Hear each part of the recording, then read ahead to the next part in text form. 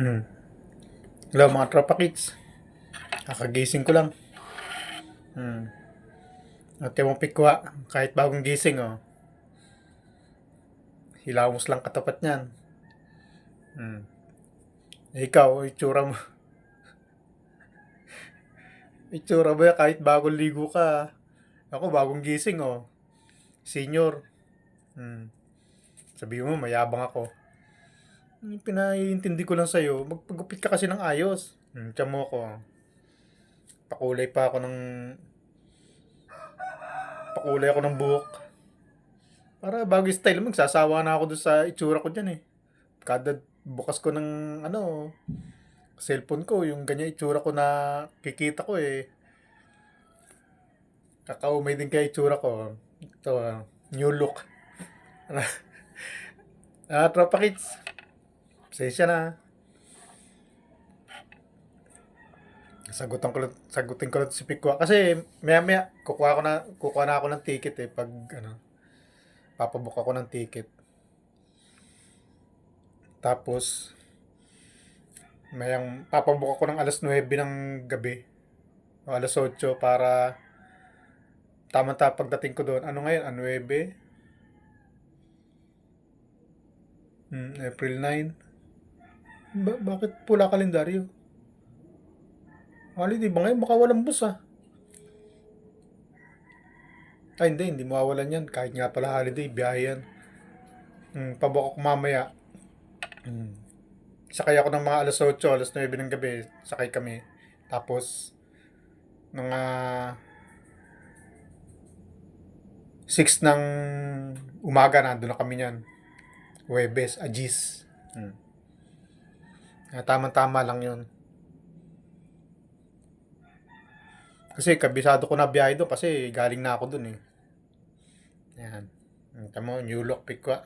Tamo, bagong kulay yan, no? Pinakulaya ko kasi bibiyahe tayo eh. Pangit yata pagka dali ng misis ko ah. Pati kilay ko, kinulayan eh. Di bale, kanya-kanya style yan. Wala pa.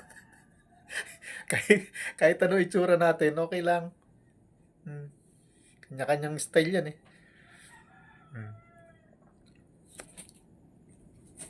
Happy ko, nag-comment ka pa. Sabi ko sa'yo, viewers kita eh.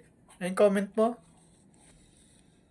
Ito para may mapanood lang kayo mga kasi pagka nagbiyahe na ako, hindi na ako makakapag-video, hindi na ako makakapag Para may mapanood lang kayo. Para may ano lang ako, para sasabi nga sa inyo, di ba? Requirements ni YouTube, kailangan mag-upload ako ng mag-upload. Kahit konti lang manood, okay lang. At least may bilang din yun. Kasi wala namang kwento pag-uusapan natin tungkol lang to kay Pikwa. Nag-comment siya eh. Comment niya ay hindi ko na hindi ko na basahin, istorbo. Maiksi lang oras ko eh. Nag-comment siya, wala raw akong bilang. Sabi niya, wala kang bilang, tatang. Hindi pa kita siniseryoso. Oy, Pikwa, puro kayamahan ka talaga. Hindi ka pa seryoso niyan ha. Nakakanda bulol-bulol ka na nga kapapaliwanag. Eh ako, okay lang na mabulol-bulol kasi baguhan ako eh. 1 month pa lang ako dito. Saka hindi ako sanay sa ganito. Okay ba? Bayaan mo yan, kahit ano itsura niyan. Hindi naman ako nagpapakyut. Kilaya ko lang kasi, para protection sa para ma-protectionan yung buko sa ba, kaming diet. Maano kasi doon, ay, diet sa Talisay. Ay, diet pala yun, yung bagasbas. Alam ko sa diet yun eh. Sabi kasi ni Ma'am Rowin eh, pupunta raw kami ng bagasbas. Dagat yun eh. Baka maligo pa kami doon. Kailangan may protection yung buhok natin. Tapos bumili rin ako ng ito. Bili ko 60 pesos. Okay na rin. Para kahit pa paano may ano naman tayo pikwa. May new look tayo. Yan. Pinakulayan ko para protection ko sa alam, baka maligo kami sa dagat. Oh, alam nyo na, eh, yung buhok ko maputi na, namumuti na. Hmm. Pinaitiman ko para sagwa yata ng pagkadali. Pero okay lang. Sabi ko nga sa inyo, eh, kahit anong itsura natin, hindi naman tayo nagpapakyut na. Hindi naman natin kailangang magpagandang lalaki pa para ano. Pamilyado na tayo eh. Ngayon pa ba tayo magloloko eh. May edad na. Hmm. Hanapik ko. Ito, ano to? Good vibes na to mga ano. Pang ano ko lang to. Pang upload ko lang. Hindi naman masyadong interesting ang topic na to. Ah, wala naman akong maano sa gipik ko kasi yun lang naman, wala raw akong bilang, hindi pa raw niya ako siniseryoso. Uy, pik ko huwag ka nang mayabang masyado. Puro kayo bangka eh.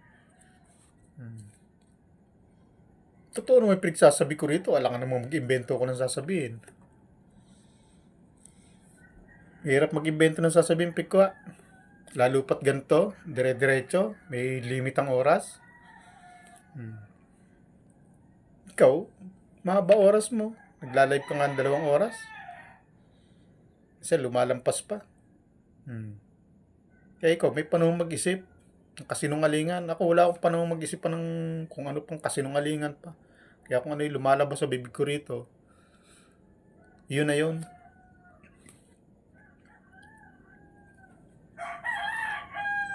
Hindi ako harap sa camera ng ganito kaigsing oras para magsinungaling pa. Kaya huwag mo akong paandaran, pikwa. Tsaka epektibo itong ginagawa ko. Bakit ka mo? Sasabihin mo, wala akong bilang. No. Saan ba kayo ngayon? Di ba, tinantanan nyo rin si Reyna? Nasa akin nabaling ang atensyon nyo. Ganyan ang makikipaglaban, pikwa. Ganyan ang defender. Anong wala akong bilang? Tamo, ang papel kasi ng defender, tagapagtanggol, siya sasagupa sa bala, siya sasagupa sibat, pana, kahit ano pa yan. May isang ano diyan, vlogger diyan na ano eh. Hindi ko nabanggitin pangalan, babae. Dating politiko yata 'yon. Medyo nagpapapansin pero medyo tumitira din. Personalan na raw tong laban. Makapag hindi na raw issue ng hindi na raw issue na Reyna pinag-uusapan, hindi na raw issue ng beneficiary pinag-uusapan.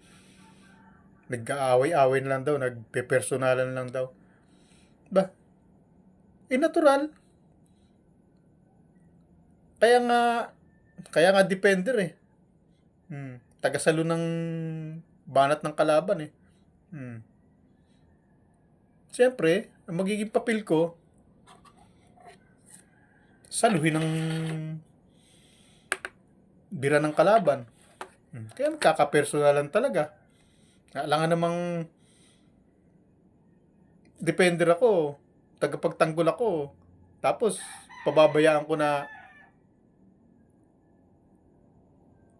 mabanatan niya yung dinidepensahan ko. Siyempre, sasaluhin ko yun. O kaya kaming dalawa magkasagupa. Sila sasagupain ko. Ganun ang defender na sinasabi. Kaya nga sabi ko sa iyo, defender ako eh. De-defend ko si Reyna eh. Kapag may umano kay Reyna, pagtatanggol ko yan. O kahit sino sa community namin. Pagtatanggol ko. Kaya magiging personal talaga laban. Alangan namang magsalta dito eh. Pabaya ko lumusot yung mga suntok nila sa yung mga panahan nila, mga bala nila. Bababaya ko lumusot sa dinidepensahan ko. Hindi po pwede yun. Itingnan ko yung oras. Haba pa. Ganun yun. Tsaka, kung makasalta ka, kala mo, Hindi ka rin ganun, ha? Hmm. Alam mo tayo dito, pag nasa social media na, kung ano na yan, bahala na dyan. Kaya wala tayong pakialamanan. Kung ano style ko eh. Bakit? Mangungopia ba ako ng style nyo? Kung may mag-advise sa akin, at alam kong maganda, kapupulutan ko ng tip o ng aral para matuto ko rito sa social media, pupulutin ko. Pero ang style ko hindi magbabago. Ganun pa rin yun. Hmm. Kaya wala tayong pakialamanan. O ikaw, Pikwa, hindi pa ako siniseryoso niyan, ha. Ako seryoso na, oh. Tamo, oh. Dati nanahilang ako, ngayon tamo pakulay-kulay na ako ng buhok ko. Yan, oh. Parang maiba naman style. Ikaw, ano style mo? Kahit bagong ligo ka, at to lang, Pikwa, ang dumi mong tingnan. Ang ano itsura mo. Kung makapanlait ka sa akin, ganun na lang. Patingnan mo nga yung sarili mo. Lalo pag dumikit ka sa camera, para kang ano, tapo na lang ang kulang sa'yo eh. Mukha ka ng oink-oink eh. Makapanlait kayo ah. Ayan, pintasan nyo yung itsura ko. Ayan, sa akin. Okay lang. At least ako, summer look yan. Pang beach-beach ang datingan yan.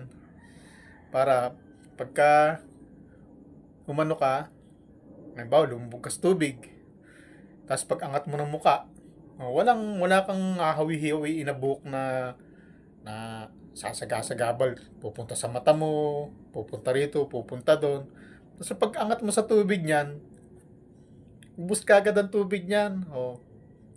Hindi yung pag angat mo sa tubig, may gaganon-ganon ka pa. Ayan, wala na. Tapos may kulay pa. Protection sa sikat ng araw. Para hindi mag-dry ang buhok. Di ba? Tagal pa. Hirap talaga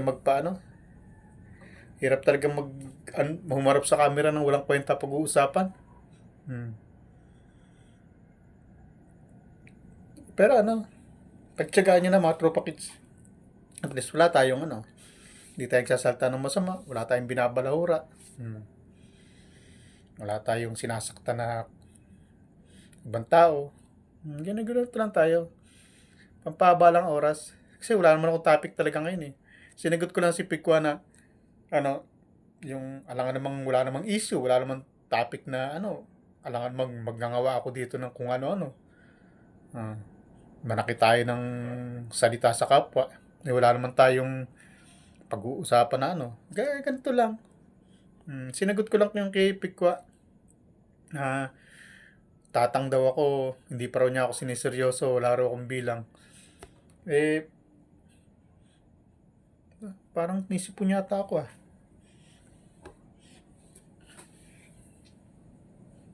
Daling araw kasi. Daling araw. Alam mo naman yung mga edad, konting malamigan, nisipon.